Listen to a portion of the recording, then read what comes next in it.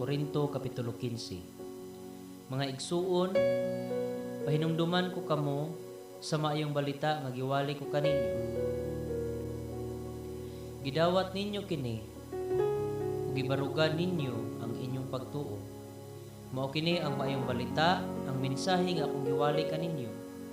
Maluwas kamo pinaagi sa maayong balita kung magpabilin kamo niini nga malig-on, gawas kung taphaw lamang ang inyong pagtuo. Gitudlo ko kaninyo ang akong nadawat nga mahinungdanon kaayo. Kini mao nga si Kristo namatay alang sa atong mga sala, sumala sa inisulat sa kasulatan. Gilubong siya ug sa ikatulong kaadlaw na banhaw, sumala sa inisulat sa kasulatan. Nagpakita siya kang Pedro ug unya ngadto sa 12 ka mga apostoles. Unya sa usa ka higayon nagpakita siya ngadto sa kapin sa 500 sa iyang mga sumusunod ug kadaghanan kanila buhi pa. Unya nagpakita siya kang Santiago ug sa tanang mga apostoles. Sa katapusan nagpakita usab siya kanako bisan tuod ako sama sa usa nga natawo nga sa dili husto nga panahon. Kay ako ang labing ubo sa tanang mga apostoles ug dili gani ako angay tawgon apostol. Kay kilutos ko man ang simbahan sa Dios. Pan pinaagi sa grasya sa Dios, nahimo ako ingon niini ug ang iyang grasya nga iyang gihatag kanako wala gayud makawang. Labaw hinuon akong naghago kay sa ubang mga apostoles ug kini dili bunga sa akong paningkamot kundi sa grasya sa Dios nga niya kanako. Busa dili mahinungdanon kung ako ang nagwali o sila. Ang mahinungdanon mao nga kami nagwali ug kamo mituo. Kay ang mensahe nag-ingon man nga si Kristo gibanhaw, unsaon man sa pag-ingon sa pipila kaninyo nga ang mga patay dili banhawon. Kun mao kana, wala day banhawa si Kristo. Ug kun wala banhawa si Kristo, kawang lang di ay ang among giwali ug kawang usab ang inyong pagtuo. Ug labaw pa niana kun ugaling matuod man nga ang mga patay dili banhaw. Masayran nga bakak ang among gisulti mahitungod sa Dios kay nag-ingon man kami nga gibanhaw niya si Kristo apan wala diay. Kun dili banhawon ang mga patay, wala day usab banhawa si Kristo. Ug kun wala banhawa si Kristo, kawang lamang ang iyong pagtuo ug makasasala gihapon kamo. Nagpasabot usab kini nga nangalaglag di ay ang mga nagtuo kang Kristo nga nangamatay na. Kung ang atong paglaom kang Kristo kutob ra niining kinabuhia, kita ang labing makaluluoy sa tanang mga tao. Apan ang tinuod mao nga gibanhaw si Kristo isip garantiya nga kadtong nangamatay banhaw usab. Kay ingon nga ang kamatayon miabot pinaagi sa usa ka tawo, moabot usab ang pagkabanhaw pinaagi sa usa ka tawo. Kay ingon nga nangamatay ang tanang mga tawo tungod sa ilang paghiusa kang adan, banhawon usab ang tanan tungod sa ilang pagkahiusa kang Kristo. Apan ang pagbanhaw sa matag usa himuon sa hustong hanay. Si Kristo mao'y una sa tanan. Unya mosunod kadtong iya ni Kristo inig-abot na niya. Ug unya moabot ang katapusan ug buntugo ni Kristo ang tanang pangulo, mga otoridad ug mga kagamhanan. Unya itugyan niya ang harian ngadto sa Dios nga Amahan. Kay kinahanglan nga maghari si Kristo hangtod mabuntog sa Dios ang tanan niya mga kaaway ug himuon sila nga tumbanan. Ang katapusang kaaway nga buntugon mao ang kamatayon. Kay ang kasulatan nag-ingon, himuon sa Dios ang tanang butang nga iyang tumbanan. Hinuon klaro kaayo nga niini wala mahilakip ang Dios nga nagbuhat aron ang tanang butang mahimong tumbanan ni Kristo. Apan sa dihang ang tanang butang na ilalom na sa pagmando ni Kristo, siya mismo ang anak magpailalom sa paghari sa Dios.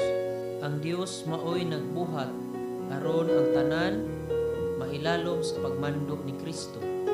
Si Kristo nagpailalom sa pagmando sa Dios aron ang Dios mo'y maghari sa tanan sa hingpit gayon. Karon unsa may dangatan niadtong mga tawo nga gibunyagan alang sa mga patay? Unsa may ilang mahimo kung tinuod ang giingon nila nga dili banhawon ang mga patay, nganong gibunyagan man sila alang sa mga patay? Ug bahin kanamo nganong sa gumangon man namo kanunay ang katalagman. Mga igsuon sa matag adlaw giatubang ko ang kamatayon. Ang garbo ko kaninyo diha kang Kristo Jesus nga atong Ginoo nakaaghat kanako sa pagbutyag niini. Kun ang pagpakig-away batok sa bangis nga mga mananap dinhi sa Efeso tungod lamang sa tawhanong tuyo, unsa may akong makuha? Kun dili banhawon ang mga patay nan matud pa sa panultihon. Mangaon ug manginom kita kay ugma mga matay man kita. Ayaw kamo patunto ang daotang mga kauban makadaot sa maayong pamatasan. Pag tinarong kamo ug ayaw na pagpakasala, gisulti ko kini aron maulaw kamo kay pipila kaninyo wala makaila sa Dios. Apan adunay mangutana, unsaon man pagkabanhaw sa mga patay? Unsa mang lawasa ilang angkon? Mga buang-buang, inigpugas niyo binhi, dili kini moturok, gawas kon mamatay una kini. Nigpugas ninyo, dili hingkod na ang tanom nga inyong ipugas kung dili liso o binhi lamang, sama sa trigo o sa uban pa. Gihatagan kini sa Dios ug lawas sumala sa iyang gusto, ingon man ang matag binhi. Dili man nagsama ang unod sa tanang binuhat, lain ang unod sa mga tao, lain sa mananap, lain sa mga langgam, ug lain usab sa mga isda. May mga lawas nga langitnon ug may mga lawas nga yutanon. May kaanyag nga iya sa langitnong mga lawas ug laing matang sa kaanyag sa yutanong mga lawas. Ang adlaw may kaugalingong katahom, ang bulan usab may laing katahom, ug ang mga bituon may lahi nga katahom, kay nagkalain-lain man ang matang sa katahom sa mga bituon. Ingon niini ang mahitabo sa panahon nga banhaw na ang mga patay. Ang lawas nga ilubong madunot, apan sa pagbanhaw na niini, dili na kini madunot. Gilubong kini nga walay bili ug huyang, apan kun banhaw na kini, mahimayaon na ug lingkod. Iniglubong niini, lawas kini nga yutanon, apan kun banhaw na kini, lawas na nga espirituhanon. Kay ang kasulatan nag-ingon, ang unang tao nga si Adan gibuhat nga buhi, apan ang katapusang Adan mao ang espiritu nga naghatag og kinabuhi. Dili ang espirituhanon mao'y nag-una, kundi ang lawasnon ug mosunod ang espirituhanon. Ang unang Adan gihimo gikan sa among sayuta, ang ikaduhang Adan mianhi gikan sa langit. Ang yutanon sama sa hinimo gikan sa yuta ug ang langitnon sama niadtong mianhi gikan sa langit.